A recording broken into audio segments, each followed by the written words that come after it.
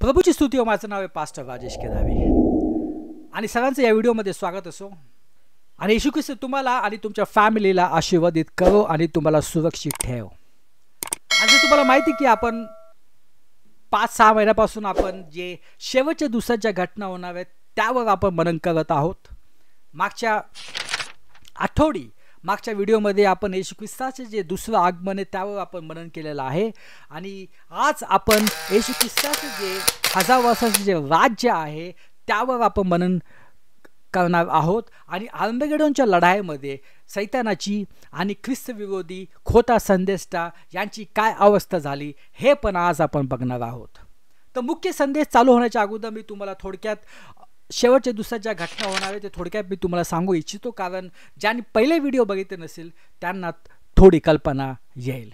आता जी घटना येऊन ठेपलेली आहे ती म्हणजे रॅप्चर, स्वर्गरोहण, विश्वासी लोकांचं स्वर्गरोहण, तारण झालेल्या लोकांचं स्वर्गरोहण. नंतरची जी घटना आहे ती म्हणजे ट्रिब्युलेशन, ज्याला आपण म्हणतो क्लेश समय. आता या क्लेश समयामध्ये काय काय पीडा येणार आहेत मनुष्य जातीवर या आपण सर्व बघितलेलं आहेत. आणि त्याच्यानंतर जी घटना होणार आहे ती म्हणजे येशू ख्रिस्ताचे दुसरे आगमन. आणि त्याच्यानंतर आर्मगेडॉनची लढाई होणार आहे. आणि आर्मगेडॉनची लढाई झाल्यानंतर येशू ख्रिस्ताचं जे 1000 वर्षाचं जे राज्य आहे, ज्याला आपण म्हणू शकतो समृद्धीचा काळ आणि सहस्त्राब्दी राज्य, हे राज्य सुरू होणार आहे. आणि त्यानंतर मोठे पांढरे सिंहासन आणि ह्या मध्ये जे अविश्वासी लोक आहेत अविश्वासी लोकांचा न्याय होईल आणि त्याला दंड ठोकण्यात येईल, त्यांना शिक्षा ठोकण्यात येईल. आणि त्याच्यानंतर नवीन स्वर्ग आणि नवीन पृथ्वी, जे पहिले जे आकाश आहे आणि जी पहिली पृथ्वी आहे ती लुप्त होऊन जाईल, ती नाहीशी होऊन जाईल आणि त्या जागी नवीन स्वर्ग आणि नवीन पृथ्वी येईल. तर या सर्व गोष्टी शेवटच्या दिवसात होणार आहेत आणि आपण शेवटच्या दिवसाच्या खूप जवळ येऊन आपण पोचलेलो आहोत. तर सर्वप्रथम आपण बघूया की आर्मगेडोनच्या लढाईमध्ये जे ख्रिस्त विरोधी आहेत खोटा संदेश सैतानाची काय अवस्था झाली हे आपण थोडक्यात बघूया. आपण जाऊया प्रकटीकरण 19:19. तेव्हा ते शापत पृथ्वीवरील राजे व त्यांची सैन्य ही घोड्यावर बसलेला स्वाराबरोबर व त्यांच्या सैन्याबरोबर लढाई करण्यास एकत्र झालेली मी पाहिली.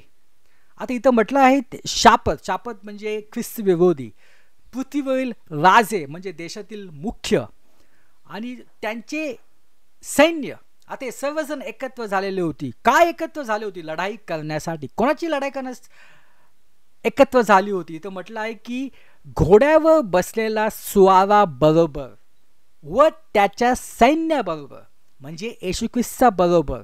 कारण तुम्हाला माहिती की येशू ख्रिस्त जेव्हा दुसऱ्या वेळेस येईल तेव्हा तो पांढऱ्या घोड्यावर बसून स्वर्गातून पृथ्वीवर येईल आणि येशू ख्रिस्ताच्या सैन्याबरोबर लढाई करण्यास हे सर्व एकत्र जमले होते. आता या माहीत नाही कोणी येशू ख्रिस्ता विरुद्ध लढाई करू शकत नाही, कारण येशू ख्रिस्त हा देव आहे. मानव देवाशी लढाई करू शकत नाही. आता आपण बघूया काय झालं. मग शापत धरले गेले, त्याच्याबरोबर खोटा संदेशही धरला गेला. त्याने शापताची खून धारण केलेल्या व त्याच्या मूर्तीला नमन करणाऱ्या लोकांना त्याच्यासमोर चिन्ह करून ठकवले होते. त्या दोघांना जळत्या गंधकाच्या अग्नी सरोवरात जिवंत टाकण्यात आले. बाकीचे लोक घोड्यावर बसलेल्या स्वाराच्या तोंडातून निघालेल्या तलवारीने मारले गेले आणि त्यांच्या मांस सर्व पाखरे तृप्त झाले. आता मी तुम्हाला सांगितलं की देवाची आपण लढाई करू शकत नाही, येशू ख्रिस्ताची आपण लढाई करू शकत नाही. तर हा जो खोटा संदेश जो होता त्याने धुमाकूळ घातला 7 वर्ष आणि ख्रिस्त विरोधी या दोघांनाही जळत्या गंधकाच्या अग्नी सरोवरात टाकून देण्यात आले, कारण ते येशू ख्रिस्त समोर टिकाव धरू शकत नाही. कारण जेव्हा येशू ख्रिस्त त्या जागी येईल त्याच्या उपस्थितीनेच या सर्व लोकांचा नाश होईल. येशू ख्रिस्ताला कुठल्याही सैन्याची आवश्यकता नाहीये, येशू ख्रिस्ताला स्वर्गदूताची आणि आपली आवश्यकता नाहीये, तरी पण तो आपल्याला घेऊन येईल. आणि जसा येशू ख्रिस्त या ठिकाणी आला तर या शापद आणि खोटा संदेशाची का अवस्था झाली ती आपण बघितली. त्यांना अनंत काळासाठी जळत्या गंधकाच्या अग्निसोबत जिवंत टाकण्यात आले. आणि बाकीचे जे सैन्य जमलेले होते तिथं, ह्या सर्व सैन्याचा खात्मा झाला. इथं म्हटलं आहे की स्वाराच्या तोंडातून निघालेल्या तलवारीने मारले गेले. आणि त्या दिवशी जे सर्व जे पाकव्य होते त्यांच्यासाठी एक मोठी मेजवानी होती. पवित्र शास्त्र म्हणतं की सर्व पाकवे तृप्त झाली. आता सैतान पण तिथं होता. आता सैतानाची काय अवस्था झाली ती आपण बघूया. नंतर मी एका देवदूताला स्वर्गातून उतरताना पाहिले. त्याच्याजवळ अथांग डोहाची किल्ली होती व त्याच्या हातात एक मोठा साखळ दंड होता. त्याने दियाबल व सैतान, दियाबल हे सैतानाचं दुसरं नाव आहे, व सैतान म्हटलेलं जुनाट साप. आता प्रकटीकरणमध्ये सैतानाला म्हटलं आहे जुनाट साप, म्हणजे तो अजगर याला धरले. अजगर याला इंग्लिशमध्ये आपण म्हणतो ड्रॅगॉन. तर सैतानाला दियाबल पण म्हटलेलं आहे, त्याला जुनाट साप पण म्हटलेलं आहे आणि त्याला अजगर पण म्हटलं आहे. त्याला धरले आणि त्याने 1000 वर्षापर्यंत बांधलेला अवस्थेत पडून राहावे म्हणून त्याला त्या अथांग डोहात टाकून दिले. सैतानाला अथांग डोहात टाकण्यात आले आणि ती 1000 वर्ष पूर्ण होईपर्यंत त्याने राष्ट्र आणखी ठकू नये म्हणून वरून बंद करून त्यावर शिक्का मारला. त्यानंतर त्याला थोडा वेळ सोडले पाहिजे. म्हणजे 1000 वर्षासाठी सैतानाला तिथं बांधून ठेवण्यात येईल. अथांग डोहात त्याला टाकून देण्यात येईल. म्हणजे तो 1000 वर्ष कुठलाही तो राज्यांना तो ठकू शकणार नाही, कुठलाही राष्ट्रांना तो ठकू शकणार नाही. पण त्यानंतर थोडा वेळ त्याला सोडण्यास येईल. आता तुम्हाला माहिती आहे की आर्मगेडॉनच्या लढाईनंतर येशू ख्रिस्ताचं 1000 वर्षाचं राज्य सुरू होणार आहे. आता हे राज्य फक्त 1000 वर्षापर्यंत नाहीये, हे राज्य अंतकाळासाठी आहे. पण आपण 1000 वर्षाचं राज्य काय म्हणतो, कारण काही गोष्टी झाल्या 1000 वर्षानंतर. आता इथं सैतानाला 1000 वर्षापर्यंत त्याला अथांग डोहात टाकण्यात आले. म्हणजे येशू ख्रिस्ताच्या पहिल्या 1000 वर्षात सैतानाला बांधून टाकण्यात आले होते. म्हणजे तो कोणालाही जाऊन तो ठकू शकणार नाही. आता इथं म्हटलं आहे की त्यानंतर त्याला थोडा वेळ सोडले पाहिजे. तर त्याला का सोडलं हे आता आपण बघूया. ती 1000 वर्ष संपल्यावर म्हणजे येशू ख्रिस्ताचं राज्याचं पहिले 1000 वर्ष संपल्यावर सैतानाला कैदेतून बंद मुक्त करण्यात येईल. त्याला थोड्या काळासाठी त्याला सोडण्यात येईल आणि तो पृथ्वीच्या 4 कोपऱ्यातील गोग व मागोग या वासना ठकवण्यास व त्यांना लढण्यासाठी एकत्र करण्यास भार येईल. आता तो वापस आपल्या त्याच्या कामाला गेला. त्याने गोग व मॅगोग या राष्ट्रांना त्यांनी फसवलं, त्यांना ठकवलं, इस्रायल विरुद्ध त्यांना ठकवलं आणि त्यांना लढण्यासाठी एकत्र त्यांना तो इस्रायलमध्ये तो घेऊन आला. इथं म्हटलं की त्यांची संख्या समुद्राच्या वाळू इतकी आहे. म्हणजे पुष्कळ लोक तिथं आले होते. त्यांनी पृथ्वीच्या विस्तारावर फिरून पवित्र जनांची छावणी व प्रिय नगर वेढले. प्रिय नगर म्हणजे येरुशलेम. तर त्यांनी येरुशलेमला वेढलं येरुशलेमचा नाश करण्यासाठी आणि जे पवित्र जन जे आहेत त्यांना पण वेढलं, त्यांचा पण नाश करण्यासाठी. पण काय झालं, तेव्हा देवापासून स्वर्गातून अग्नी उतरला आणि त्याने त्यांना खाऊन टाकले. आता जसं यांनी प्रिय नगराला, येरुशलेमला आणि पवित्र जनांना त्यांनी वेढलं, तर स्वर्गातून अग्नी उतरला आणि त्या अग्नीने या सर्वांना खाऊन टाकले. तुम्ही देवाविरुद्ध लढाई करू शकत नाही. तुम्ही येशू ख्रिस्ताविरुद्ध लढाई करू शकत नाहीये. आणि जर तुम्हाला वाचायचं असेल तर एकच उपाय आहे की पश्चाताप करून येशू ख्रिस्तावर विश्वास ठेवणे. आता पुढे आपण वाचूया वचन 10. त्यांना ठकवणाऱ्या सैतानाला अग्नीच्या व गंधकाच्या सरोवरात टाकण्यात आले. त्यात ते शापत व खोटा संदेश आहे.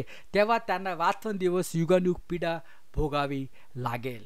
त्या सैतानाला पण त्या अग्नीच्या गंधकाच्या सरोवरात 3 जण होते.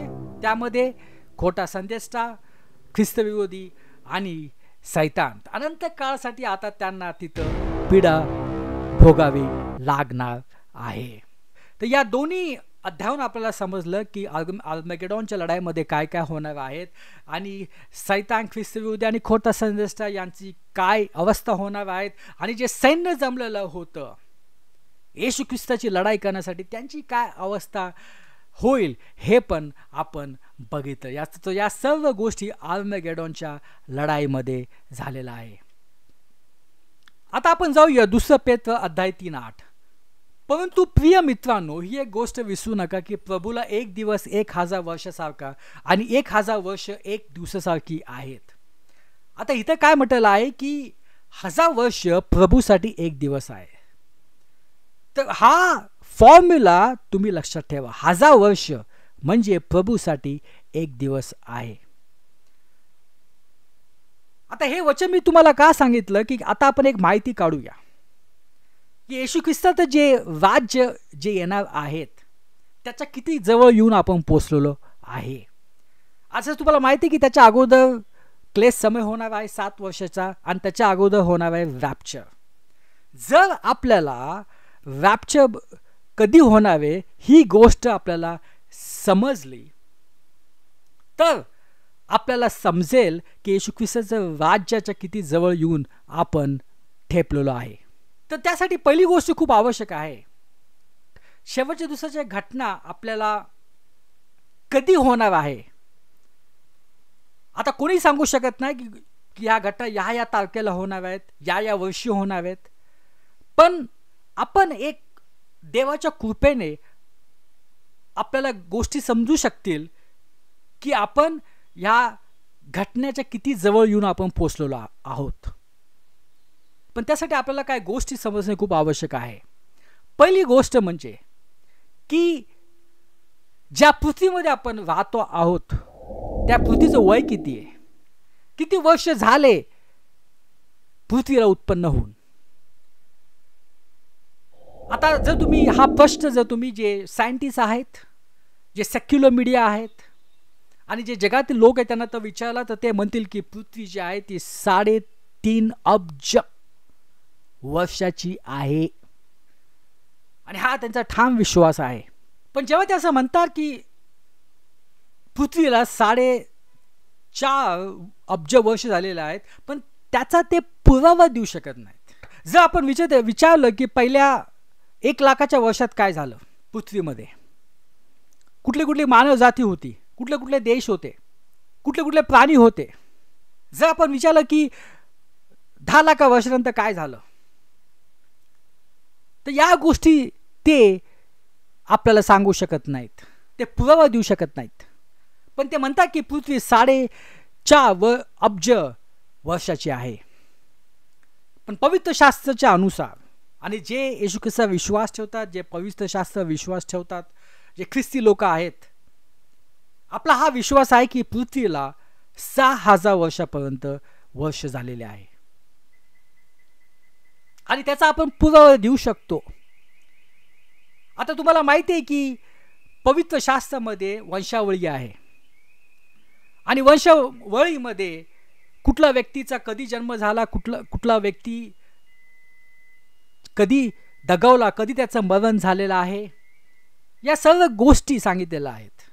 तर जर आपण पवित्र शास्त्रामध्ये जर आपण जी वंशावळीचा आपण जर अभ्यास केला तर आपल्याला समजेल की पहिल्या व्यक्तीपासून म्हणजे आदाम ते आतापर्यंत किती वर्ष झालेले आहेत. आता आपल्याला माहिती आहे की देवाने पृथ्वी उत्पन्न केलेली आहे, देवाने मानव जाती उत्पन्न केलेल्या आहे. पण जे सायंटिस्ट आहेत ते विश्वास ठेवत नाहीत. त्यांना वाटतं की पृथ्वी जी आहे ती बिग बँग थेरी यामुळे झालेलं आहे. बिग बँग म्हणजे अंतराळात एक्सपोर्ट झाला हजारो आणि हजारो वर्ष अगोदर आणि त्यातून ही पृथ्वी उत्पन्न झाली. आता जसं आपल्याला माहिती आहे की जेव्हा पृथ्वी उत्पन्न झाली तर काही दिवसांनीच मनुष्याला उत्पन्न केलं गेलं. आदाम हा पहिला माणूस. आता आदामपासून आपण बघूया वंशावली. आता तुम्हाला माहिती आहे की अब्राहम, तर आदाम आणि अब्राहम यामध्ये किती वर्ष आहेत? तर पवित्र शास्त्रानुसार 2123 वर्ष. अब्राहम आणि नंतर येशू ख्रिस्त यांच्यामध्ये किती वर्ष आहेत? यांच्यामध्ये आहेत 2000 वर्ष. म्हणजे आदाम आणि येशू ख्रिस्तामध्ये जे वर्ष आहेत ते आहेत 4123. तर आपण 4000 धरूया. आणि येशू ख्रिस्तानंतर आत्तापर्यंत किती वर्ष होऊन गेलेले आहेत ते तर आपल्याला माहिती आहे. आजचं जे वर्ष जे चालू आहे ते 2020. म्हणजे येशू ख्रिस्त ते आतापर्यंत 2020 वर्ष झालेले आहेत. तर हे सर्व आपण जर ॲडिशन केलं तर आपल्याला किती वर्ष मिळतात? 6000 वर्ष मिळतात. म्हणजे पृथ्वीला आपण म्हणू शकतो की 6000 वर्षापर्यंत झालेले आहेत. आता आपण मुख्य गोष्टीवर घेऊया. आता आपल्याला माहिती काढायची आहे की रॅप्चर जे आहे, स्वर्गरोहण जे आहे, त्याच्या किती जवळून आपण पोचलेलो आहेत. जर ही माहिती आपण काढली तर आपल्याला समजेल की जे येशू ख्रिस्ताचं जे 1000 वर्षाचे राज्य आहे त्याच्या किती जवळ आपण येऊन ठेपलेलो आहे. तर तुम्हाला माहिती आहे की आता जो काळ जो चालू आहे, येशू ख्रिस्तानंतर जो काळ सुरू झालेला आहे त्या काळाला म्हटलं जातं कृपा काळ किंवा चर्च काळ. आता हा चर्च काळ संपल्यावर स्वर्गरोहण होणार आहे, म्हणजे रॅप्चर होणार आहे. आता आपल्याला माहिती काढायची की रॅप्चर कधी होणार आहे. त्याच्यासाठी आपल्याला माहिती पाहिजे की हा जो चर्चचा जो काळ आहे त्याचा कालावधी किती आहे. आता येशू ख्रिस्त आल्यापासून तो सुरू झालेला आहे, म्हणजे 2020 वर्ष झालेले आहे. तर त्याचा कालावधी किती आहे? जर त्याचा कालावधी आपल्याला जर समजला तर आपल्याला समजू शकतो की आपण रॅप्चरच्या किती जवळ येऊन पोचलेलो आहोत आणि येशू ख्रिस्ताचे राज्य जे सुरू होणार आहेत त्याच्या किती जवळ येऊन आपण पोचलेलो आहोत. तर त्यासाठी आपल्याला वचनात जावं लागेल, कारण वचनातून ह्या सर्व गोष्टीचा उलगडा होईल. आपण जाऊया होशे अध्याय 6 आणि वचन 1. 2 दिवसांनी तो आपल्याला जिवंत करेल आणि तिसऱ्या दिवशी उठवेल, मग आपण त्यांच्या जवळ पाहू शकू. आता या वर्षामधून आपल्याला समजेल की जो चर्च कालावधी आहे तो किती वर्षाचा आहे. आता त्याचा उलगडा आपल्याला करायचा आहे येशू ख्रिस्ताच्या कृपेने. आता इथं म्हटलंय 2 दिवसांनी तो आपल्याला जिवंत करेल.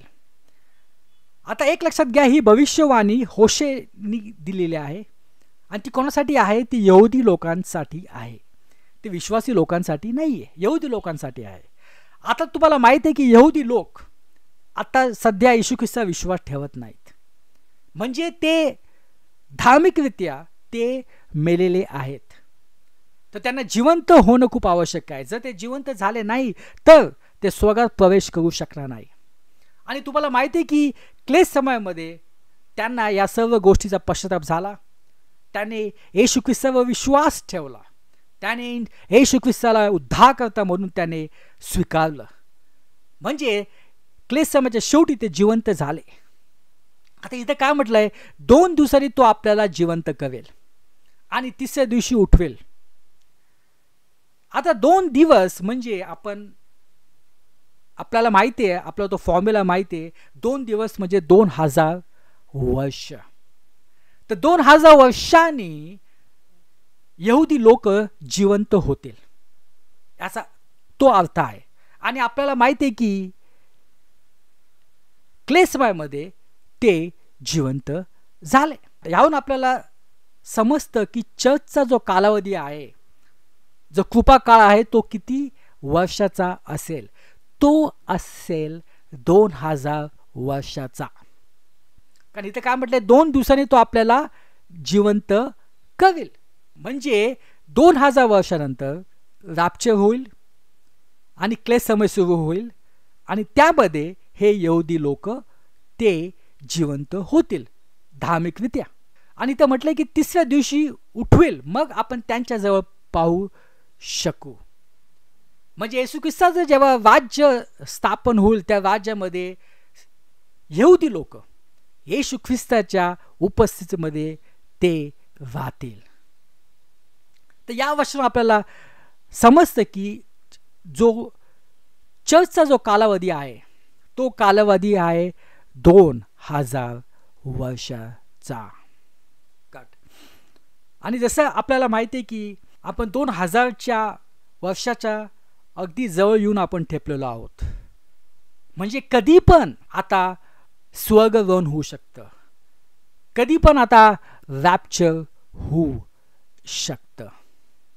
म्हणून आपण बघतो की सर्व जगामध्ये जे प्रचारक ते प्रचार करतात की शेवटचा काळ हा जवळ आलेला आहे. कारण चर्चचा जो काळ आहे, जो कृपेचा जो काळ आहे, तो आता संपत आलेला आहे.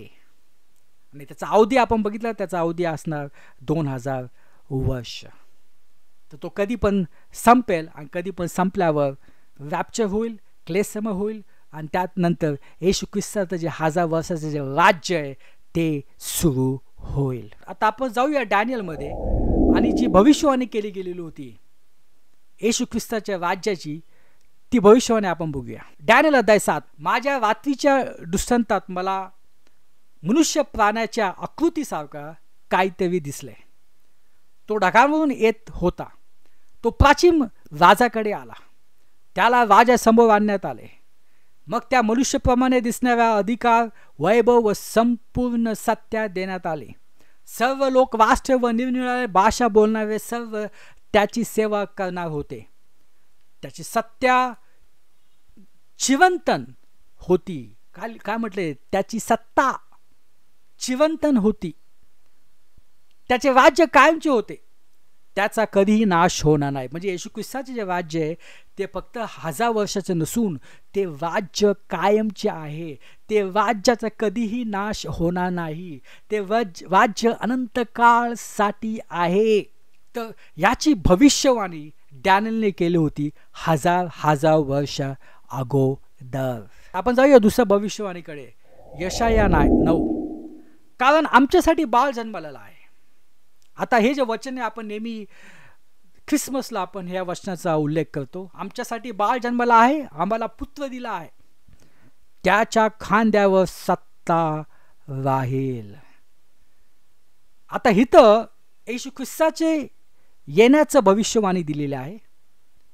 इथं म्हटलं आमच्यासाठी बाळ जन्मला आहे, आम्हाला पुत्र दिला आहे, आणि नंतर लगेच आणि सेमिकोलॉन नंतर लगेच येशू ख्रिस्ताचे जे राज्य जे येणार आहेत त्याची भविष्यवाणी केली गेली. म्हणजे हे जे सेमिकॉलन आहे, हे सेमिकॉलनच्या नंतरचा जो कालावधी आहे तो कालावधी 2000 वर्षाचा आहे. कारण आमच्यासाठी बाळ जन्मला आहे, आम्हाला पुत्र दिला आहे, त्याच्या खांद्यावर सत्ता राहील. त्याला अद्भुत मंत्री, समर्थ देव, सनातन पिता, शांतीचा अधिपती म्हणतील. त्याच्या सत्तावृद्धीला व शांतीला अंत नसणार. काय म्हटलंय? अंत नसणार, अनंत काळासाठी आहे. तो दाविदाच्या सिंहासनावर बसून त्याचे साम्राज्य चालवेल आणि तेथून पुढे ते सर्व काळ न्यायाने व नीतिमत्वाने दृढ व स्थिर करेल. सेनाधीश परमेश्वराचा आवेश हे सिद्धीस नेल. आता या वचनात पण भविष्यवाणी दिली. येशू ख्रिस्ताचे राज्य आहे ते अनंत काळसाठी आहे. ते फक्त 1000 वर्षासाठी नाही आहे, अनंत काळसाठी आहे. आता आपण नवीन काळातली भविष्यवाणी बघूया. लुका अध्याय 1. देवदूत तिला म्हणाला, मरिये भिवू नकोस, देवाने तुझ्यावर कृपा केलेली आहे. ऐक, तू गरोदर राहशील आणि तुला मुलगा होईल. त्याचे नाव तू येशू ठेव. तो महान होईल व त्याला सर्वोच्च देवाचा पुत्र म्हणतील. आणि प्रभू देव त्याला त्याचा पिता दावीद यांचे सिंहासन देईल. याकोबाच्या घराण्यावर सर्व काळसाठी तो सत्ता चालवेल. त्याच्या राज्याचा कधीही अंत होणार नाही. इथं काय म्हटलं की त्याच्या राज्याचा कधीही अंत होणार नाही. तर येशू ख्रिस्ताचं राज्य हे फक्त 1000 वर्षासाठी नाही आहे, तर हे जे राज्य आहे ते अनंत काळ साठी आहे. पण काही गोष्टी 1000 वर्षानंतर झाल्या. जसं मोठे पांढरे सिंहासन, जिथं अविश्वासी लोकांवर दंड शिक्षा ठोकण्यात येईल. आणि नंतर नवीन पृथ्वी व नवीन स्वर्ग. ज्या पृथ्वी आज आपण वाहतोय ती पृथ्वी त्यावेळेस लुप्त होऊन जाईल आणि नवीन पृथ्वी आणि नवीन स्वर्ग त्या जागी येईल. म्हणून खूप आवश्यक आहे की रॅप्चर होणं खूप आवश्यक आहे. आपलं स्वर्ग होणं खूप आवश्यक आहे. कारण जर आपलं स्वर्ग झालं तरच आपण येशू ख्रिस्ताच्या राज्यामध्ये आपण राज्य करू शकतो. त्यासाठी आवश्यक आहे की आपला उद्धार होणं. त्यासाठी आवश्यक आहे की आपलं तारण होणं. आणि पवित्र शास्त्रामध्ये म्हटलेलं आहे की जेव्हा तुम्ही येशू ख्रिस्तावर विश्वास ठेवता, जे महान काम केलेलं आहे त्याने क्रूसावर, जर तुम्ही त्यावर विश्वास ठेवता, त्याने रक्त सांडले, त्यामुळे सर्व पापांची तुमची क्षमा झालेली आहे. जे पाप तुम्ही भूतकाळात केलेले आहेत, जे पाप तुम्ही वर्तमान काळामध्ये केलेलं आहे, जे पाप तुम्ही भविष्य काळात करणार आहात, त्या सर्व पापांची क्षमा झालेली आहे. सर्व शापांपासून तुम्ही मुक्त झाला आहात. सर्व रोगांपासून तुम्ही मुक्त झालेला आहात. जेव्हा तुम्ही ह्या गोष्टीचा विश्वास ठेवता की येशू ख्रिस्त हा देवाचा पुत्र आहे, येशू ख्रिस्त हा देव आहे आणि तो आमच्या पापासाठी त्याला वधस्तंभ देण्यात आले, पण 3 दिवसानंतर देवाने त्याला उठवलं. जेव्हा तुम्ही या गोष्टीचा विश्वास ठेवता हृदयापासून, तेव्हा तुमचे तारण होते. म्हणजे तुम्हाला काही करण्याची आवश्यकता नाही आहे. तुम्हाला फक्त विश्वास तुमच्या हृदयातून ठेवायचा आहे, तेव्हा तुमचे तारण होते. आपण प्रार्थना करूया. हे पिता परमेश्वर, धन्यवाद देतो आणि आम्ही प्रार्थना करतो, हे तुझं जे राज्य जे येणार आहे अनंत काळासाठी, ते राज्य लवकर येव. ही सर्व प्रार्थना येशू ख्रिस्ताच्या नावाने करतो. आमेन.